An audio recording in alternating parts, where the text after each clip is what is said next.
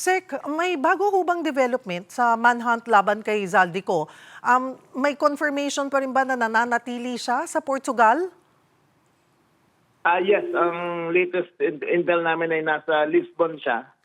Sa isang suburb ng Lisbon, ay na gated community na hindi ka basta-basta makakapasok. Sa lahat ng intel operative sa amin, ay hindi doon lumalabas ng community eh. Parang kumbaga nasa Forbes Park, paikot-ikot lang siya ron. Hindi mo mapapasok kung sino ka lang, kung kahit sino ka man. When you say gated community, it's like a subdivision. Like yung mga It's a mamahaling... subdivision na isang, yung mamamahalin pang mga bilyonaryo lang.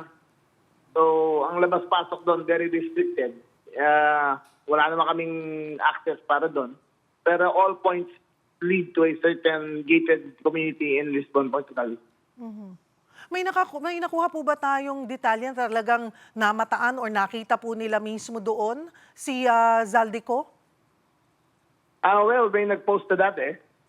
May nag-post na dati na kumain sa restaurant doon sa labas ng Lisbon. Tapos tumakbo siya kaagad. So I think since kasi mga Pinoy, very vigilant eh. Yes. Pag Oo. makita siya, talagang binibidyo siya eh. So ngayon, since then, hindi na siya nagpakita ulit.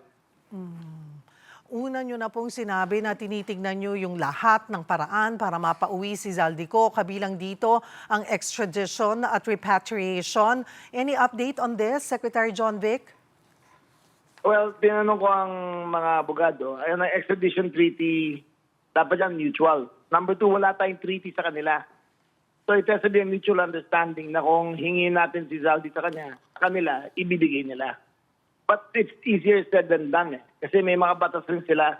If the crime was committed before the acquisition of the passport, ipapadala nila. Pwede yun. Pwede natin request. Pero if the crime was committed after the acquisition of the passport, hindi nila ibibigay.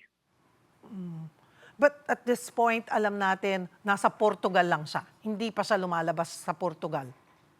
At this point, alam namin nandun pa siya.